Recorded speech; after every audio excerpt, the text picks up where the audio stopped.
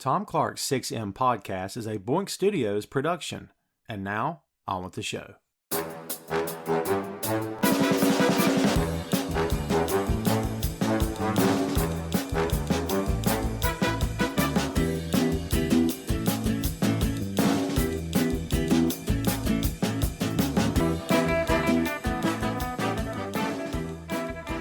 Hey, what is up? Welcome to Tom Clark's 6M podcast. I'm your host, Tom Clark, and in this episode, I'm joined by co-host Phil Lindsey. We have covered Eddie Murphy here on the podcast a few times now. We've done all three Beverly Hills Cop films. We will likely do the fourth one that is coming soon to Netflix, depending upon when you listen to this. The trailer for that actually looks pretty good, I think. So I'm anxious to kind of see that and see how it plays out. And we're probably going to do that here. And I think we've done Coming to America. Don't quote me on that. Maybe we haven't. I'm fuzzy on this, kids. We're approaching episode 200, man. This show's been going for 5 years, or we're in season 5. Put it that way. What can I tell you? But we're just keep churning them out. But Eddie Murphy, as we know, for anyone who's ever been familiar with the guy's work, you know he is a true comic legend.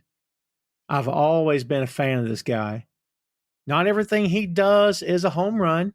We'll be honest with each other and with everybody else here and just, tell like it is.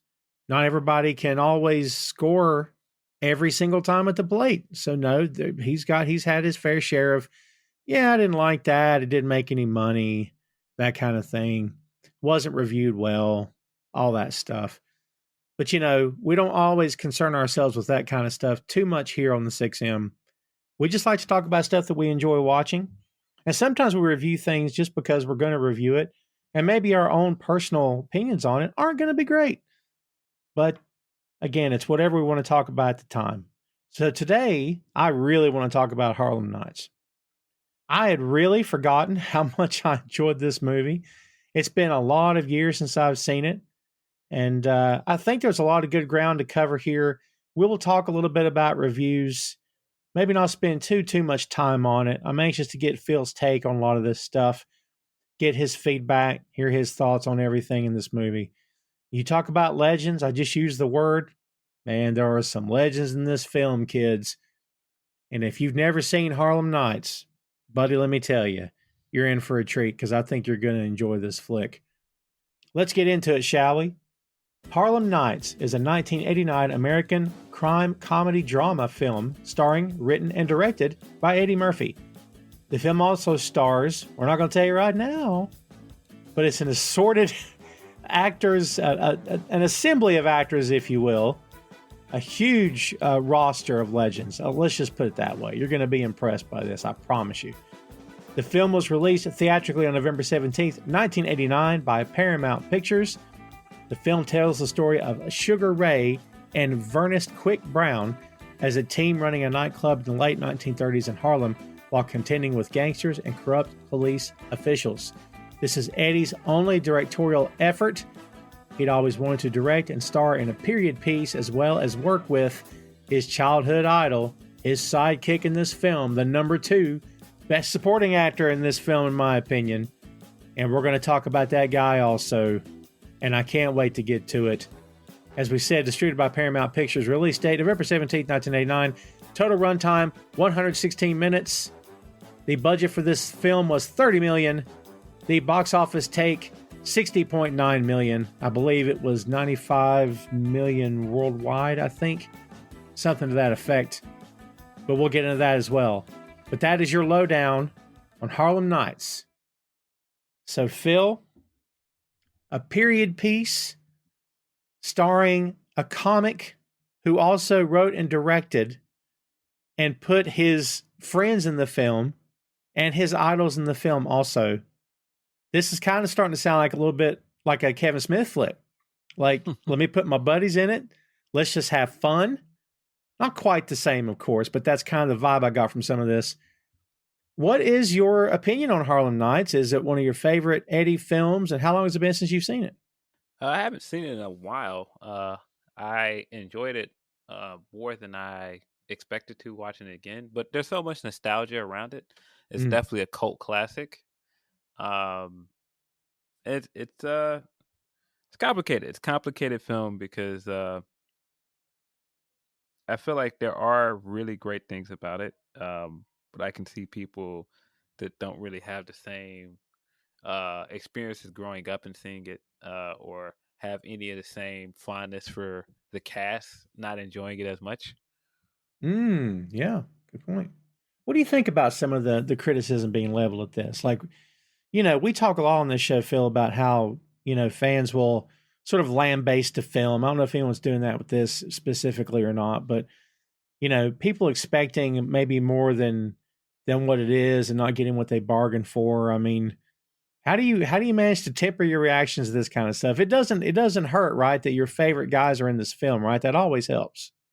Yeah, I just think it depends on people's fandom for certain people, but then Mm, also um, when the first time you discover something is always kind of the teller for how attached you're going to be to it. Because there are a lot of movies that are not really great movies, but if you saw it that first time when you were a kid, you have this like rose-colored glasses view of it. that's fair. So on watching it again, did some of this feel thin to you? Like some of the moments when Eddie's on screen with Richard Pryor. I mean, did it feel thin, like it wasn't clicking, or did you get that deep into it when you watched it this time? I know all of the stuff with him and Richard still worked this time around. All the stuff with all three of the main three generations of comedy here, I thought all still worked for me. Mm, Delary still steals the show and most of the scenes she's in. Uh, mhm. I don't know. But again, that's just also nostalgia probably for me. That's fair. I really enjoyed this, and I don't know that I could have watched this and then told you I sensed things were wrong between the cast. I don't know that. I can tell you, I said this to you before we recorded. The story is a bit all over the place, but it didn't take me so far. And in fact, I had the thought during the film, oh man, this story's everywhere. It's kind of rough.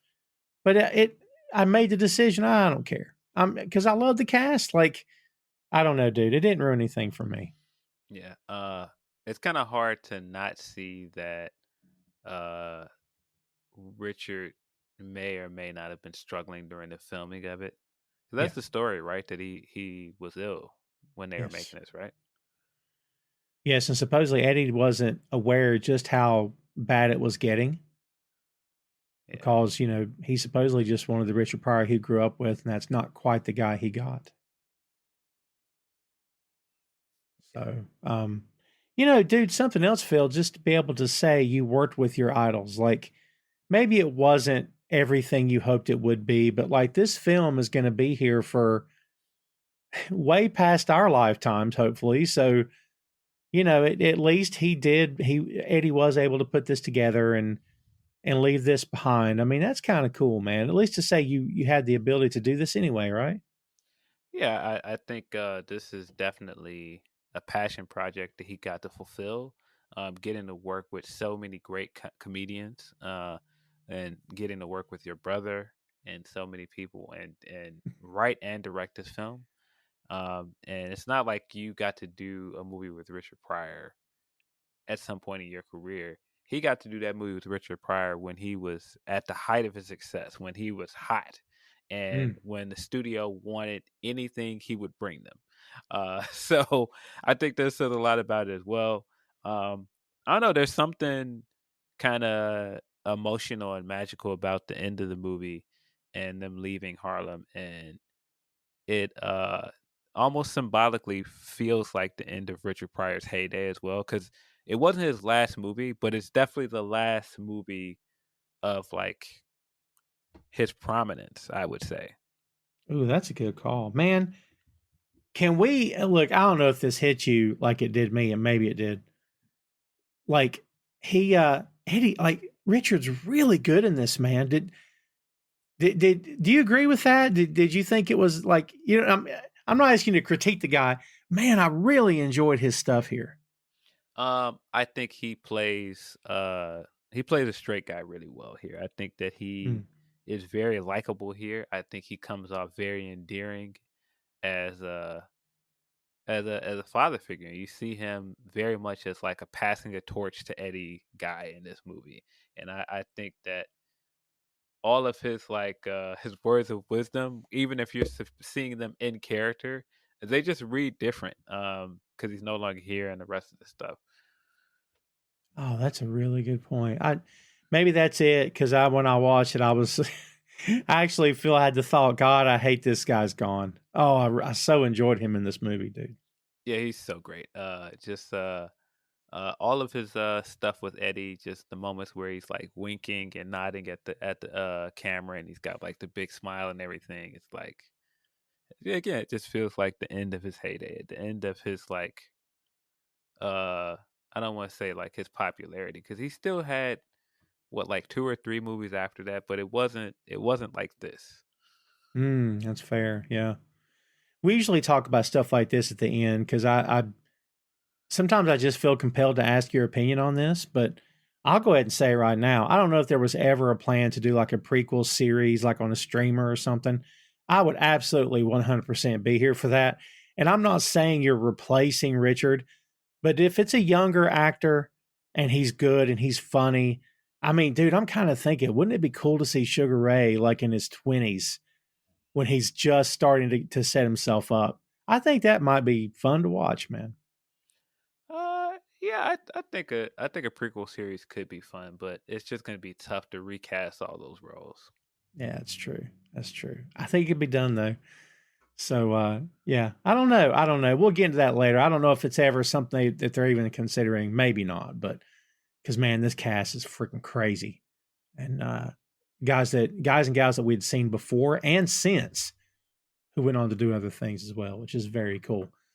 So we talked about speaking of cast, we talked about the dynamic between Eddie and Richard. And yes, Richard's the man we were saying earlier. Of course, is the number two here behind Eddie. I mean, these two guys on camera look great together. The poster is iconic, if we can be honest. What a great shot that is. Phil, before we really dive in, stylistically, I think the movie looks great. I love the costuming. I love the cars. I think everything looks great. I think they captured the era. What's your thoughts on that, man? How the movie looks in general? Yeah, I think the movie looks great. Costumes look great. I think everybody looks great in their roles. Set design is very good. Like even stuff I find myself looking at in the alley when with the infamous fight scene in the alley and just like the newspapers on the walls, just all of the crates full of the empty liquor bottles and stuff. Hmm. It all like does a really great job of setting the scene. Gosh, it really does. You're 100% right. Yeah. It really does feel like it's, because sometimes I'll watch period pieces and my eyes will be scanning the background to see if I can find anything out of place.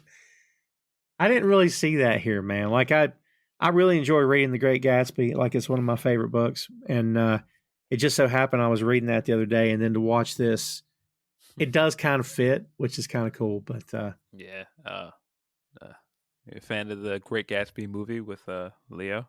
horrible.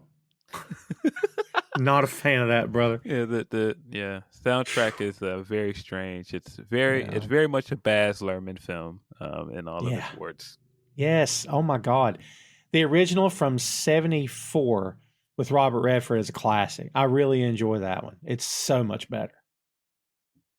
But yeah, no, I've given that film a chance, the one you're talking about, and I'll be honest with you, I got 25, 30 minutes in, and I was like, I'm done. I can't. It was Yeah, that bad for me. It was that bad.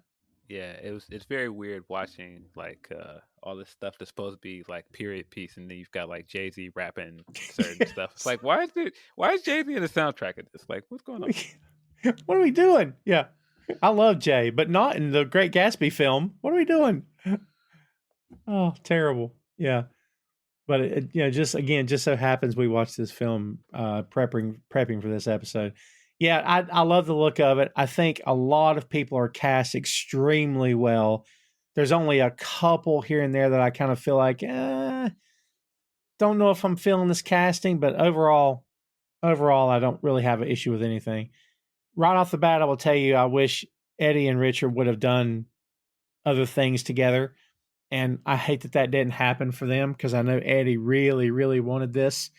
Um, and, he really wanted it to happen. But at the end, it didn't quite click the way that Eddie wanted it to. He felt like, Richard was supposedly going to be a collaborator and work with him on the set, but Richard would show up and do his lines and then disappear and hang out with Red Fox and the rest of the cast. And Eddie was kind of left going, well, he's not collaborating like I thought he would. And Yeah. even Richard Pryor in his autobiography from '97 said that he never really connected with Eddie. Said that people had always told him how his work had influenced him, but he always thought Eddie's comedy was mean. This is Richard Pryor saying this. Hmm. And he used to tell him, Eddie, be a little nice, and that would piss him off. He said he finished Harlem Nights thinking that Eddie didn't like him. Crazy. Hmm. Yeah. Yeah. I don't know if I felt that during the film, Phil. It really felt like they were doing great during the movie. Yeah, it felt like they connected. It felt like there were several moments in the movie that, and maybe that was just them doing some great acting, but Mm, it felt like they had a connection. yeah. Um, it's a lot of pressure to come in and star in a movie with your idol, and it's a movie that you both wrote and directed as well. So it's a lot of pressure on Eddie, and then this is Eddie's project. He came in as a leading man of this movie as well. Uh, if this doesn't do well, the studio's looking at him, the audience is looking at him. So Mm, it's just different. Uh, it's just different amount of pressure on him than everybody else. So I could see him feeling a way about certain things he thought was gonna happen in this movie, and wanting to enjoy the experience of making a movie with Richard Pryor, but also having all the responsibilities of making this movie work. right. Yeah. Yeah, for sure. Man, God, again, I just really enjoy this. But yeah, like you said, the pressure was on, and Eddie had like I think it was a 5 picture deal, really young at the time, and the studio was giving him like I guess it was carte blanche to kind of do what he wanted, and they just wanted him because his name recognition was monstrous at the time, and like Boomerang came out of that, Coming to America came out of that, this came out of that.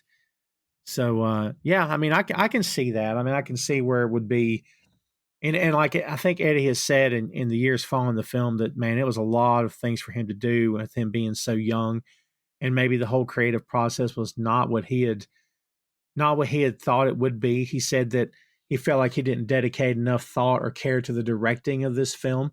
He was more concerned at the time of figuring out where the next party was going to be. So maybe he was distracted as well, dude. Yeah, I couldn't imagine getting that kind of deal, and that kind of money, those kind of expectations at that age. I think he was like 23 when he signed that deal. It's very young, very young. So I just can't imagine like having that amount of pressure, and then on top of it, you're gonna do this undertaking of making a movie with your idol and all of these other comedians that have either been there before and have been to the heights of their success. Mm, Yeah, it had to have been like really nerve wracking. I would imagine so. Yeah, he was actually 28 when this movie happened. Yeah, But yeah, still under 30, and you're directing these legends. Have you never directed a thing in your life? yeah, Man. I mean, we talked about criticism. It's received its share of criticism. It got like a if you know anything about the Raspberry Awards, it definitely yeah, won one. And Siskel and Ebert weren't kind to it, and a lot of reviewers weren't kind to it. Yeah, I don't care. It's for the sake of us doing this show. We always mention what was said, how it was received critically. But yeah, for me, it's the story that again kind of falls apart in places. But like I said, I don't get too awful hung up on it. I am very interested about the dynamic between Richard and Eddie because I think it's one of the maybe it's probably the most important thing through this movie.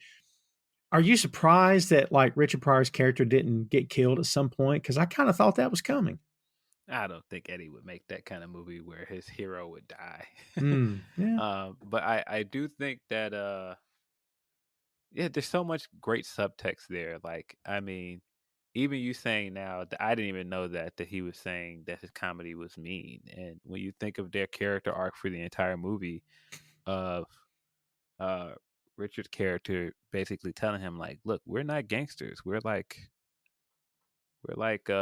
hustlers. Like we run a Mm, we run a joint, but we're not killers. Like you don't have to do that. Like you don't have to rush into all of these things. You don't have to do all these things and then you'll burn yourself out or be dead before you're 27. yeah. And like I said, when you really think about like a lot of things he was saying in the movie, in character, it does kind of read different like when you know things about like their actual relationship in real life and the fact that he had been there and he had seen it all at that point. That's a great point. And also, like Richard's portrayal is pretty toned down, right? He's not as bombastic, he's not as expressive, he's not as loud. And a lot of that's been attributed to the ALS really beginning to become a problem for him. Hey, kids, Tom Clark here. And did you know the very podcast you're listening to right now is available on boinkstudios.com? BOINK, Boink Studios is the home of Tom Clark's Main Event, Tom Clark's 6M podcast, and Two Nations Under Ted, a Ted Lasso podcast. Visit the site today for links to every podcast platform, social media, special announcements, and a lot more. Check out the site and bookmark today, boinkstudios.com. But honestly, Phil, I don't think it would have been well served for him to be, really like loud or animated. I think he played it great, actually. Yeah, I thought he played it as an elder statesman Yeah. in comedy. And I think he wasn't a leading man here, but he kind of towered over this movie as like the leader of that gang and everybody looked to him because he had already been there and he had already he was a seasoned vet, and so all of them looked to him. Even Red, like Mm, everybody in the movie, it seemed like in character looked to him. yeah, for sure. We had to mention that the whole idea of the Sugar Ray thing came from Ray's real life uncle. I'm sorry, Eddie's real life uncle, Ray Murphy, is where it came from. Ray had been telling Eddie stories for years about him. Um, I think it was a bar that he owned, and it was called Sugar Ray's, and he was like affiliated with mobsters. Even mentioned Donnie Brasco. So like, there's some backstory there. And Eddie had always wanted to do a period piece where everything kind of fit together. And supposedly he wrote this movie in like I don't know. It's like a week or two. It didn't take very long, and he actually wrote the film. So that's kind of cool. Um, Uh, yeah, I feel like that's a story I've heard before. Ray is a producer. He's got some kind of credit on this movie. I think so. Um, but there's also a reference to his uncle Ray in in Life, Mm. Yeah. right? With Ray's Boom Boom Room. Oh, well done. Yeah. Yeah, there was and we're getting to the bit of the casting here as well. We've talked a lot here about right, Eddie and Richard, and I think we could probably do a whole hour on just these two guys, but uh Red Fox, the great Red Fox. If anyone is of a certain age, you grew up with Sanford and Son, you know the comedic genius that is Red Fox. Like talk about bringing a character to life. My God, freaking Fred Sanford, man, greatest, one of the great TV characters of all time, we have to say. And Red Fox, this was his final film. He's you said elder statesman. In terms of the three of these guys, he's absolutely, he's of the older generation. And then Richard looked up to him, and Eddie looked up to Richard. So it's sort of a three generations of comedians here. I freaking love Red Fox, dude. His his stuff here is awesome. What do you think he brings to this film, dude? Sometimes he feels like kind of a glorified cameo because he's Mm, not in the movie a lot. Uh, but when he does have lines, they're very funny. Just his delivery just still hits every time. Some of the visual humor of him wearing those big glasses, it's hilarious every time I see it.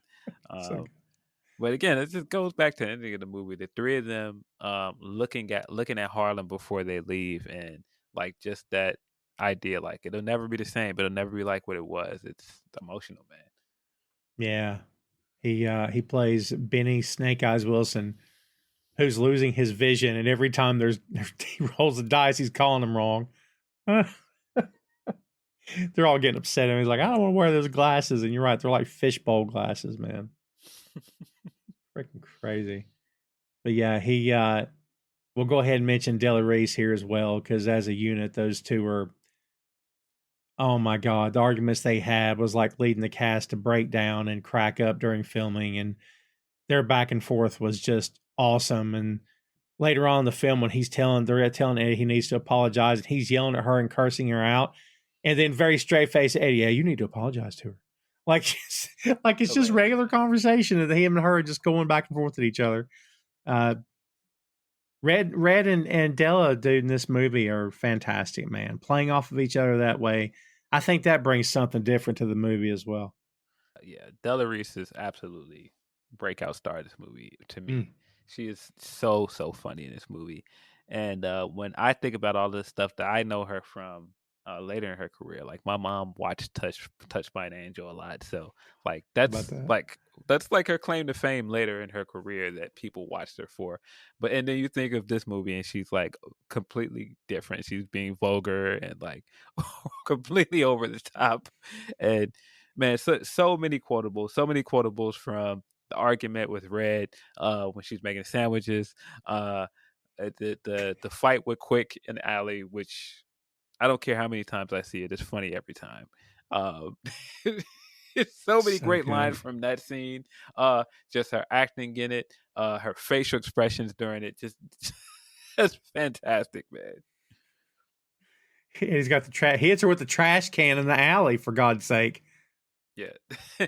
The way she's talking, I mean, the way she delivers her lines, he's talking through her teeth at certain points, like, you gonna learn to respect me. Yeah. Oh, you want to hit people with garbage cans. Now I gotta cut you. Nah. Ain't nothing. You accuse me of stealing. Yeah. Takes a gun out, blows her pinky toe off, man. Yeah, just I don't care how many times I see that scene. This movie is worth it just for that scene in the alley. Just classic scene. When she comes out and talking to him, and she immediately punches him in the face, and he's just like, "What are you doing?" And when he does punch her back, the first time I saw it, I was like, "Oh, you can't." And she's just like, "Oh yeah, come on, sucker." Because she narrates the fight, because she's like, "Oh, now you want to hit with a trash can," and then he takes his gun out, and he's talking about shooting her pinky toe off, and she's like, "Oh, now you want to shoot my pinky?" Like everything he does or threatens to do, she has to narrate it for him. Yeah, just oh man, I mean, if nothing else is like the lasting impression from this movie, it's that scene. Oh my God, Comedy because it's unexpected, right? We didn't expect him to be punching a woman in the face in this movie. Yeah. Oh my God, it's so good. He's like trying to trash talk her the whole way and joke his way through it, and he's like kind of like egging other people on around and laugh at him, like, "Well, this is just a joke," and she just proceeds to just like beat this guy down in this alley. It's so funny. She's like, "Well, here, shoot it. Go ahead. Here it is." And then he turns around. The guy's like, "Well," and he freaking does it, man. So funny, man. I mean, even just their argument before they go out there, and he's like, "Oh no, don't hold me back, sugar. Don't hold me back." Yeah. He thought it was gonna be fun and games because he thought he was messing with her. Oh, so good. Yeah, she is Vera Walker. She's a madam at Ray's Club. That's the character she's playing here. And again, her and Red Fox together are fantastic. Like we said, this was Red's last film, and Eddie loved these two together so much that if you remember the Royal Family in 1991, that was as a result of Eddie Murphy's work behind the scenes to put that show together. That was Red Fox's final project before his death. Wow. I remember that show, actually. Didn't they try to carry on without him when he... I think they tried to keep the show going even after he died. It probably did. I think. I don't remember how long it lasted. But yeah, really, really good stuff here. Danny Aiello as Sergeant Phil Cantone just absolutely feels like the typical, cop on the take. He's not a good guy. He's a real, he's got a smart mouth on him. He's typical. He's shady. He's very confident. The cops are in the gangster's pocket, especially him. I mean, he's great in this movie, dude. I think he's a great foil for them, and he plays his part really well, man. What do you think about Aiello in this movie? Yeah, the legendary Danny Aiello. Mm-hmm. I feel like there's a bit on Family Matters, a Family Guy. I'm sorry, of them somebody just going Danny Aiello. Um, but yeah, legendary Danny Aiello, of course, and a bunch of other great movies, a bunch of other uh, roles that we can remember in. But yeah, he's great in here. I think the first time we see him, when he's in Sugar's house and he's in there humming and he tries to intimidate him. He does so well in that scene. Such a very unlikable guy, smug, Mm-hmm. um, but he does such a great job of creating his character and getting you to not like him just off bat. Just off that, when he's singing, Aiello was actually a an accomplished jazz singer, so like that's really him doing that singing as Pryor comes into his apartment. So that's pretty cool. Yeah, you're right. And you know what I love is that this whole thing is played out like it would be played out had it been made in the 50s or 60s. Like you don't see guys getting in fistfights, Phils. These are, for lack of a better word, gentlemen having a conversation. And it happens throughout this entire movie until guns are introduced and shooting happens. But until then, they're just having conversations, man, and they're very thinly veiled threats wherever you know what they're actually saying to each other. I am so here for that. And like, not the soapbox, but like there's times when I wish that we could have more things like that instead of, I don't know, shoot 'em ups and let's punch first, ask questions later. I kind of like that this is the commitment to make this thing really feel like a period piece, like of its time, is really awesome. I really enjoyed that. Yeah, I thought the dialogue in that first scene with him and Ray is very good. Mm. But yeah, Danny Aiello. I was trying to remember all the roles I can think of him. Of course, he was Sal and Do the Right Thing. Mm-hmm. Um, I just immediately think of Bugging Out popping up in that window. It's like, Sal, we're gonna boycott you, fat greaseball. Oh wow, yeah, God, man, he's done a lot of stuff too. We lost him in 2019 at age 86. Yeah, we've lost a lot of people from this movie. It's true. Of course, lost Red, as you said, lost Della Reese. Mm-hmm. Um, yeah, a lot of people have passed away from this movie. His first role was in 73. His last role was in 2021. That's how much, wow, that guy worked. His first TV role was 76. His last one was 2017. His theater career, I mean, I don't know if you can wrap your head around this, but his first theater role was in 1944 at age 11. That's crazy. And his last one was in 2017. The guy won Daytime Emmy, Academy Award.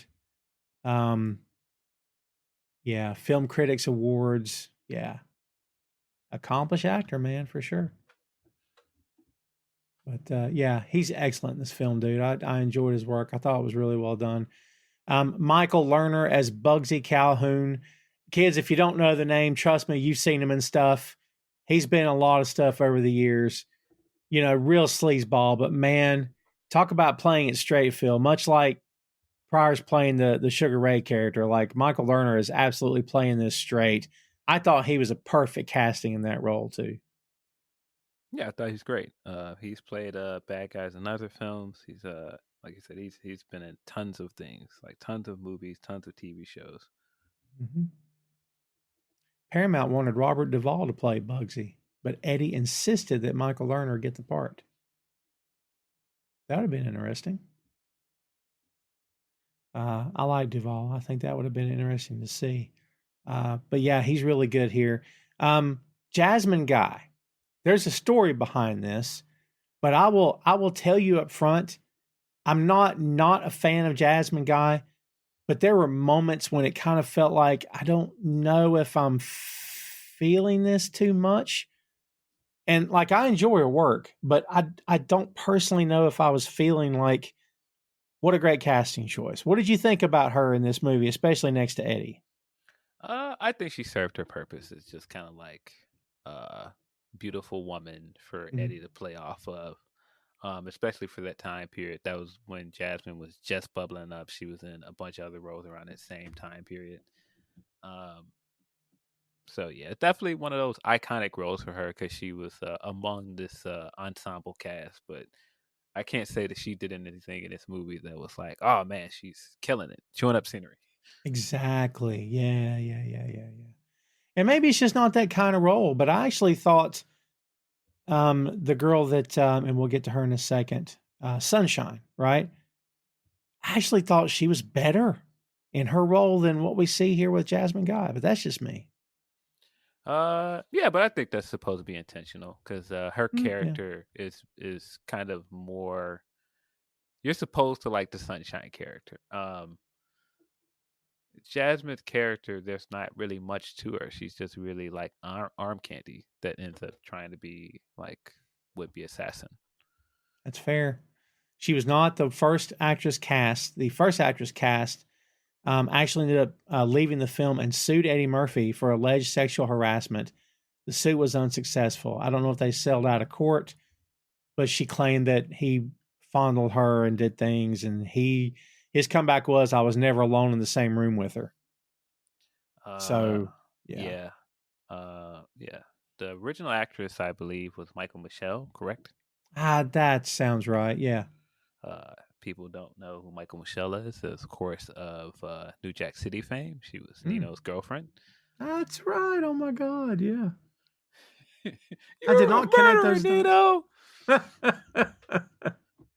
I did not connect those dots. Well done. Yeah, she's been in a bunch of other things, but yeah, famously, she did some soap opera stuff as well. But of course, was Nino's girlfriend.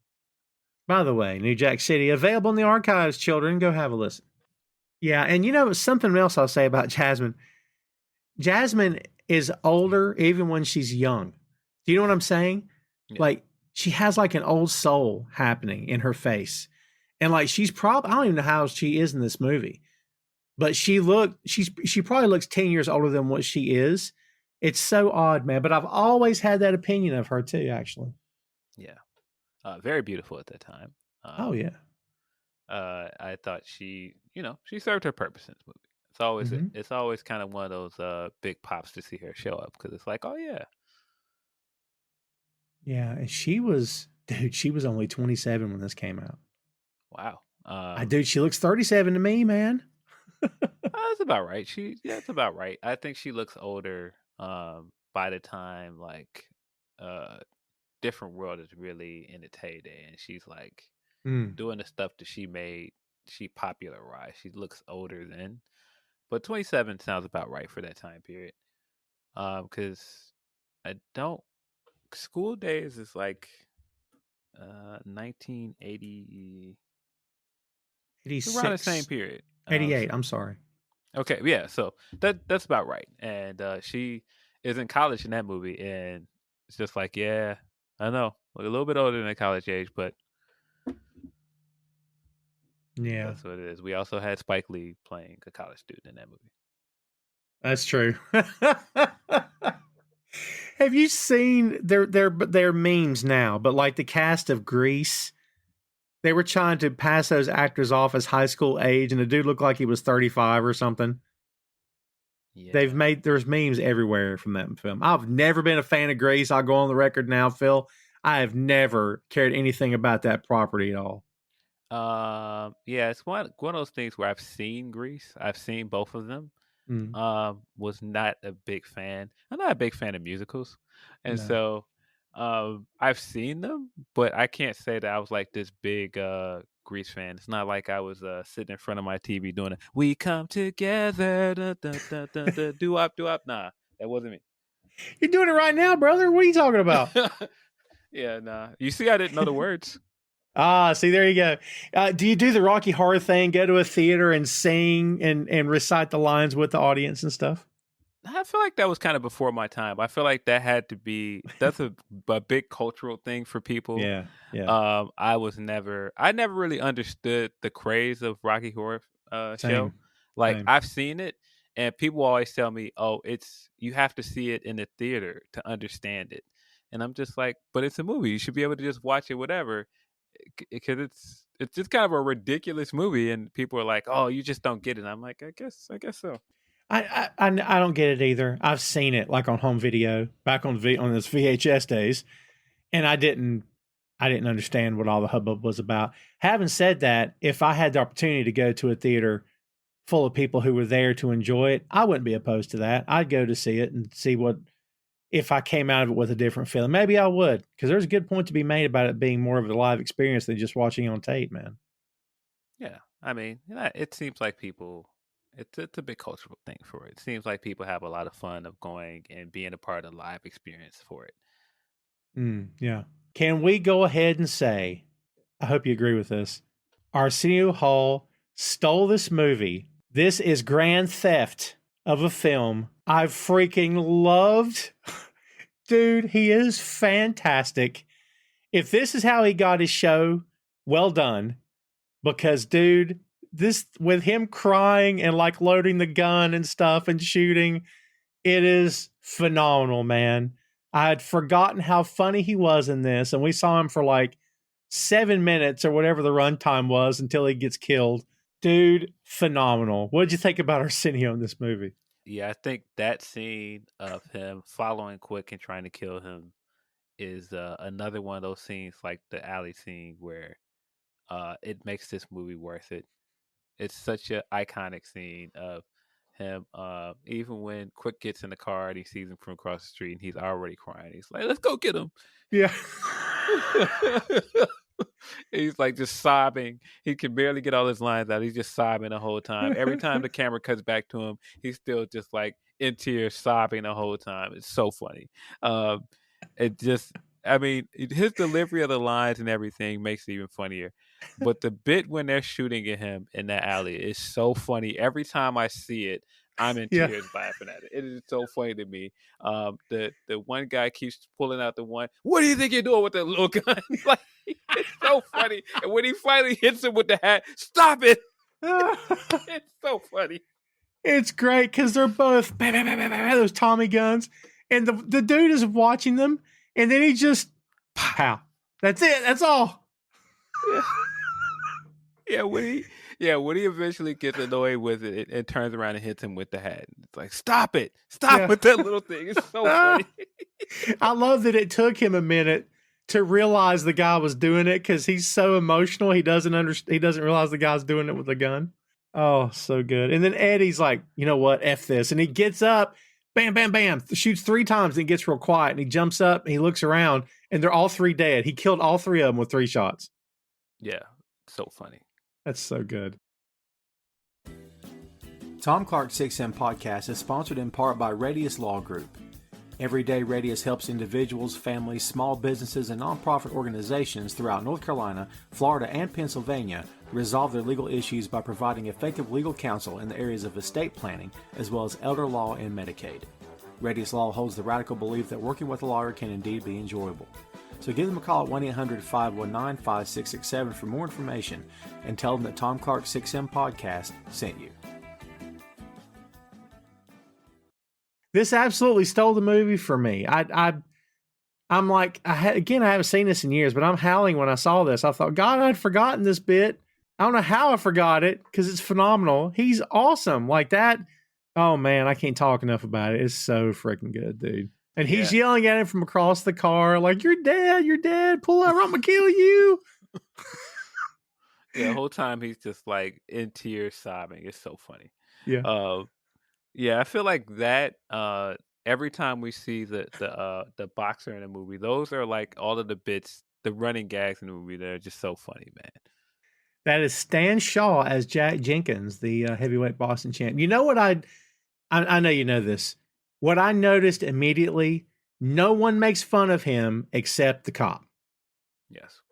You know what I mean? Like they had fun with him. They were smiling and like they could have been horrible to him and they chose not to be. But then the cop is a complete douchebag to him. Yeah.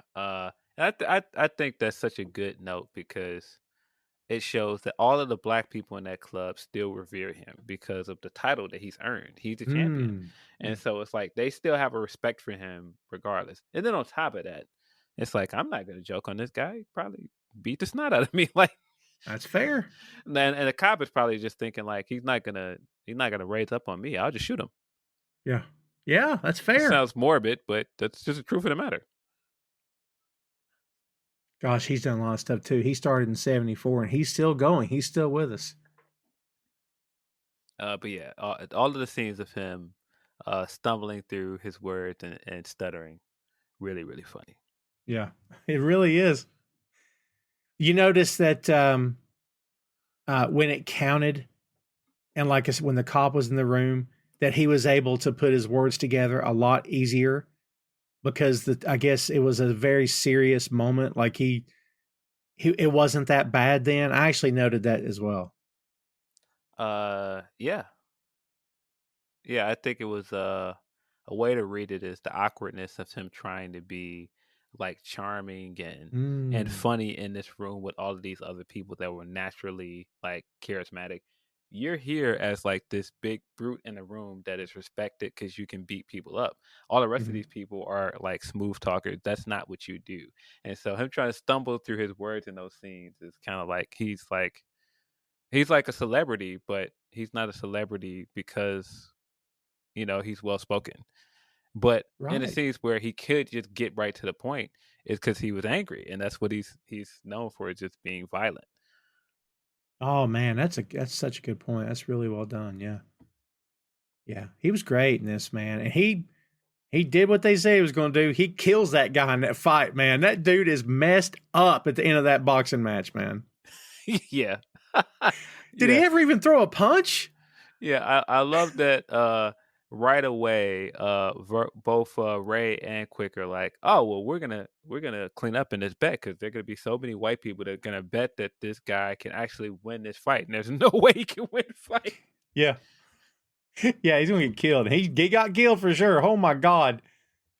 That was a better makeup job than Rocky, man. He was like messed up at the end of that fight. Ooh, yikes. The rest of the cast here, we'll talk about it. Thomas Michael Ford as Tommy Smalls. He was the brother that got killed at Arsenio. His character was Reggie, Tommy's brother. Thomas Michael Ford was also not only Tommy Smalls, but also he was Tommy on Martin. Yes, of course. And that laugh, Phil, from out of every time you see him, he's got that huge, loud, ridiculous laugh, dude. Yeah. That of course is the role he's known for from being in Martin, and he has the same laugh in Martin. He he's so great in this movie because he's so over the top and kind of hammy. Uh, he's great.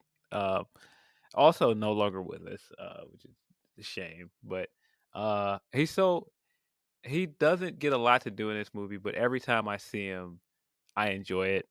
He for whatever reason he laughs so hard every time Quick says his name. Like he's so amused by that for some reason. Yeah.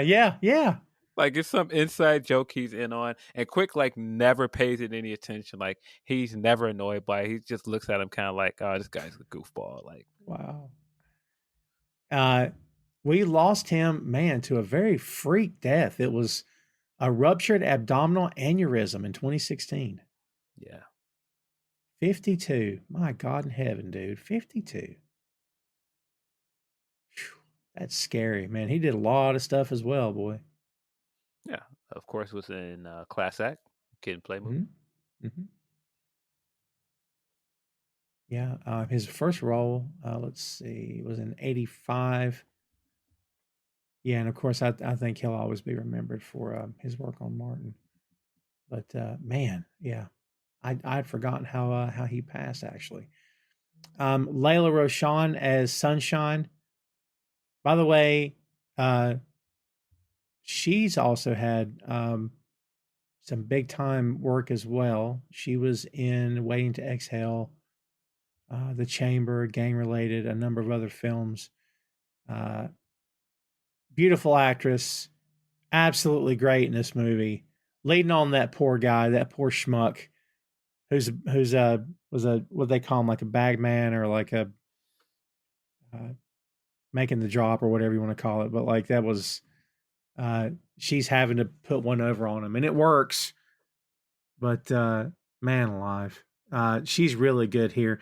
And I thought she was, again, for what she did, for what she had to do, not a lot of screen time, but I thought she killed it. I mean, really good in this movie, man. I like that we heard about her first before we could see it. And what was it? Hillary said, I'm not going to repeat it, but that it was so good. It was like sunshine up in the sky or something. Good Lord. Yeah, which was a really good play on words. So when we do get her saying her name is Sunshine in the bar, it immediately goes back to that line. But yeah, I thought Layla Shine was great here. Yeah. Beautiful woman too. Yikes. Yeah, very likable, very beautiful, like you said. I thought she didn't get a lot to do, but I thought she was funny in the moments that she was supposed to be funny, because she's absolutely trying to overact, and it's so funny that Calhoun's goon that she's seducing does not see that she's like totally overacting. It's so funny every time I see it when she goes to walk out the room, and she's just like, I think I'm falling in love with you. And she does it in such an overly dramatic way. It's like, how on earth are you believing this woman? Man. It's so funny. And he immediately gets on the phone. He's like, yep, not coming home again. Yeah. And we expected him to get killed. I don't think he got killed for screwing up the job either. Like for not bringing the money back. You kind of figured he was going to get killed, but I don't think we know what his fate is either at the end of this movie. Is he in the house at the end?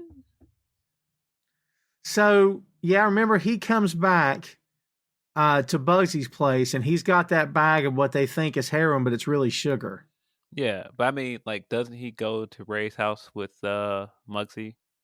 Oh, does he? Well, that would explain it. Well, then, yeah, he didn't make it. I think he's there. I can't remember.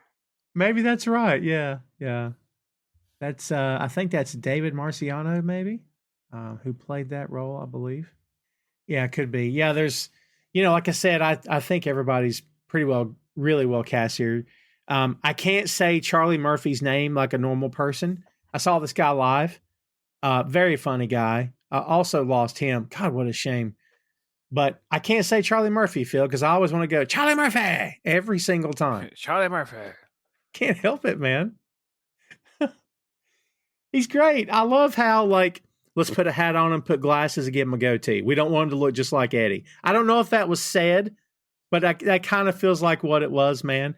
I kind of feel like maybe there was more for Charlie Murphy to do, and maybe he just was content with having the bit roles that he had. But I thought he was... I liked Sam in the movie, put it that way. Yeah, he's another one that popped every time I saw him. Every time the camera would cut to him, it's like, it's Charlie. And of course, he plays a part in the whole scheme towards the end of the movie as well. Yeah, really good. By the way, we're trying not to, do language because we try to keep this show PG at all times. The F word and various variations of the word, and yes, people tend to count this stuff. Wasn't me that did it. 133 times. Wow. I mean, Richard Pryor and Eddie Murphy's in this movie, Phil, and Red Fox. So, I expect so. Yeah, it's okay. Perfectly okay. Yeah. Man, I think that's the bulk of the cast here, and I know I'm leaving people out. David Marciano was actually the thug who got what was it? Was a piano cover that got slammed, or a desktop that got slammed on his hand because he screwed up? Yes. Yeah, that's who that was. Yeah, crazy. Of course, had the great Robin Harris in this as well. Yep, that's right. He doesn't have a lot of speaking roles, but he's there. I think it's just cool that he's a part of this ensemble cast of great comedians. Vic Polizos was Richie. I think Richie is the one that Sunshine was playing the scam on. Belinda Tolbert as Annie in this movie. Yep, right. Yeah, you're right. Robin Harris is Jerome. Michael Goldfinger as Max. And of course, Uncle Ray Murphy's here as Willie. Yep. Got what's my man's name that is also in Life with Eddie? Miguel Nunez. He's also in it. He's walking around with Tommy earlier in the movie, and then he's trying to kill Quick with Arsenio Hall's character. Speaking of Life, what do you think about this fan theory that Life is this unofficial sequel to this movie? That doesn't really work as an unofficial sequel, does it? You know why? Because he's in the courtyard. Eddie's squaring up against somebody. And he said, I know a woman named Della that get hit harder than this. Which, I think he's just making references to. Of course. But you know how fans are. They take stuff and run with it. Yeah, I don't think it's a sequel. I think that he just made references to that movie because it's another one where it's him in an ensemble cast with other comedians, Bernie Mac, and I think he just made reference to Della, and then I think, of course, he made reference to his Uncle Ray in that movie. Mm-hmm. But I mean, who would it? Are you trying to say that Ray? He's playing because Ray in this movie is Richard Pryor's character. Are you saying that he's playing Ray later in the movie? That doesn't make sense. No, I don't know what the prevailing. I think the idea was that Quick had burned through his money and he got arrested for something, and that's the version of him that we see in Life. And I'm like, that's and that he was running around and calling himself Ray as an alias. That wasn't his real name. Maybe so. Yeah. Maybe, but stop trying to retrofit stuff. That's kind of flimsy. Very flimsy. My God. Yeah. So, listen, some fan theories are really good. And like you can go to, you can go down a rabbit hole for days on end on fan theories. And some of them are really well thought out. That one is not well thought out, in my opinion. Oh, yeah. Now when you think about it, and he's like, yeah, my daddy gave me that watch. My daddy died in jail. Oh, I see what they're trying to do. I don't really like that theory, but I see. I think maybe that's more Eddie tying it together just for his own fun than anything else. Yeah, I think I don't really buy into that, but there's some cool references there. I do like the way the movie started out, where he's a kid and he shoots that guy in the head, and you're like, that's vicious. And then Richard ends up raising him. I feel like we've seen stories like that through the years, but man, it really fit. Like it really made a lot of sense, actually. Yeah, I really like the beginning of the movie. I really like Quick and Ray's dynamic throughout the movie. I like that throughout the movie he just calls him his son, and everybody around him called him his son, and he never questioned it. He took him in, and that was just it. He's my kid. That's it, exactly. Yeah, I didn't realize see no evil. It's so hard for me to get that out. See no evil, hear no evil came out the same year as this movie, and dude, to me, you can noticeably see the change in Richard due to the ALS in that movie. Yes. Yeah, I think it's much more visible in that movie for sure. I just didn't realize they come out in the same year. Again, it is what it is with a prequel or a sequel. Again, I'm not here to fan cast or replace anybody, but at the end of that movie, I just enjoyed watching it again because it had been so long.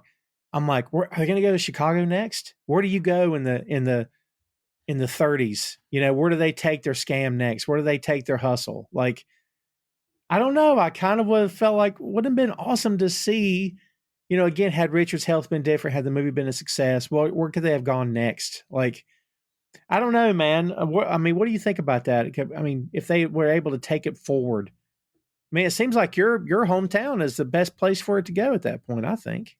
Yeah, Chicago makes a lot of sense. LA, maybe? I don't know. For that time period, Chicago makes the most sense. Yeah, that's man.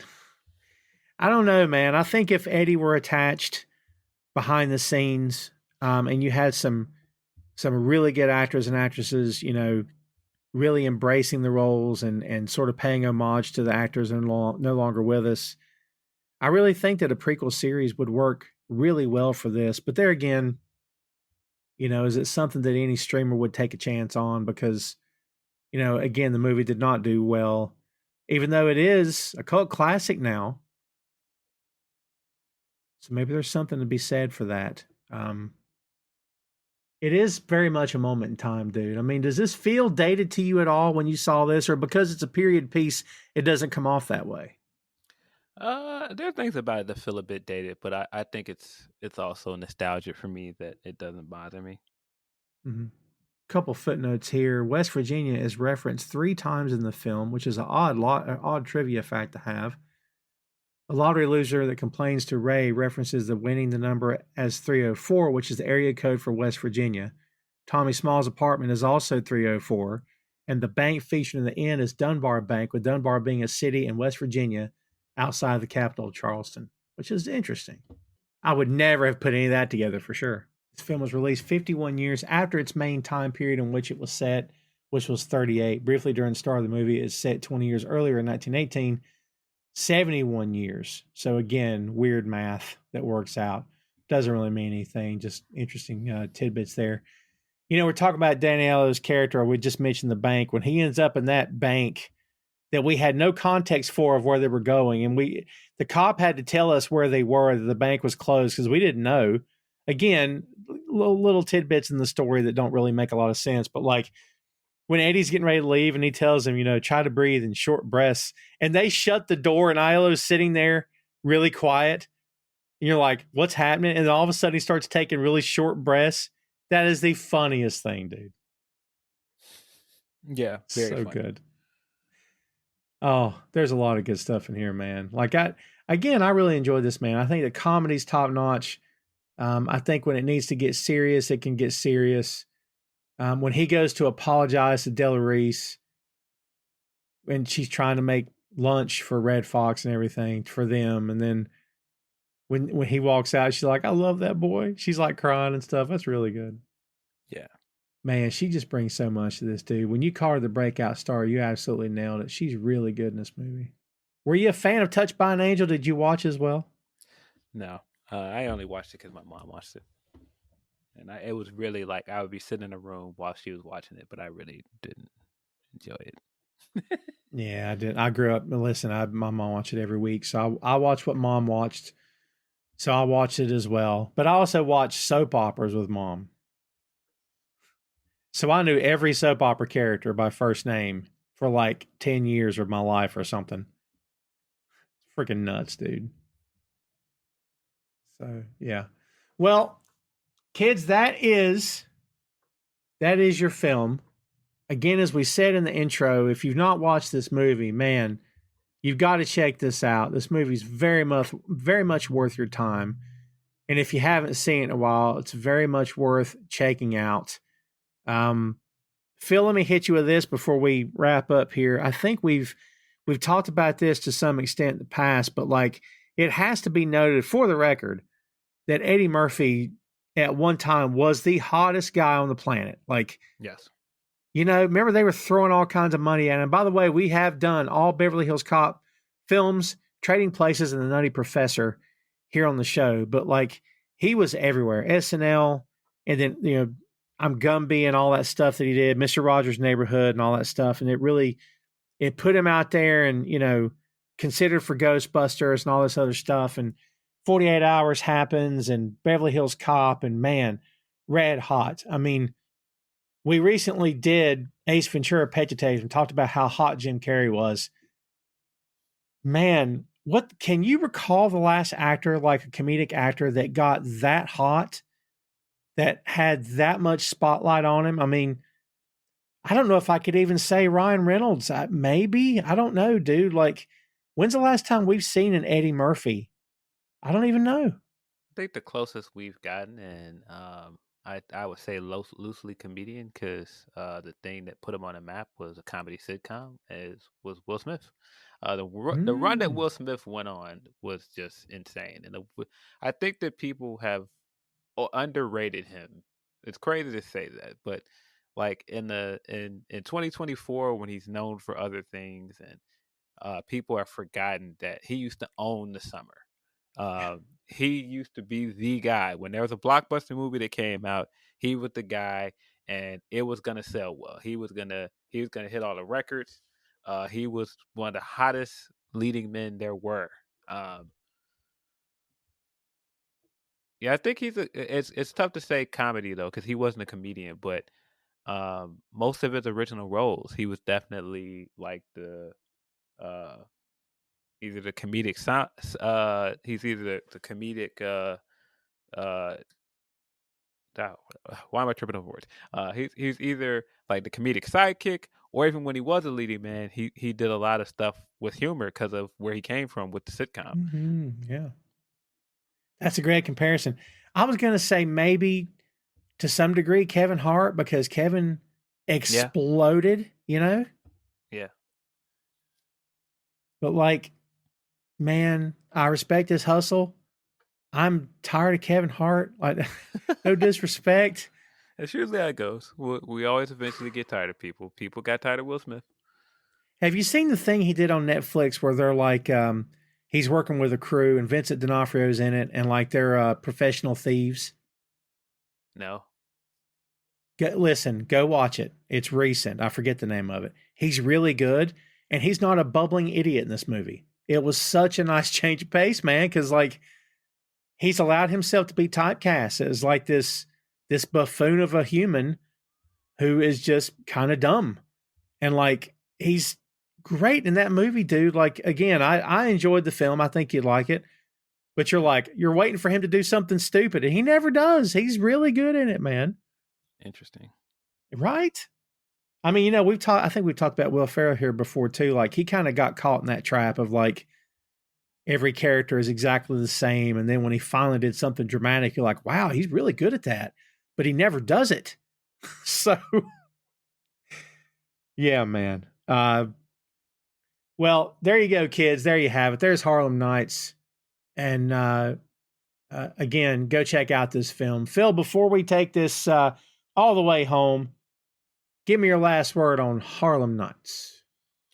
Yeah, it's just a movie that I have to assume Freddie Murphy is going to end up being, even with everything attached to it, a nice point in his career.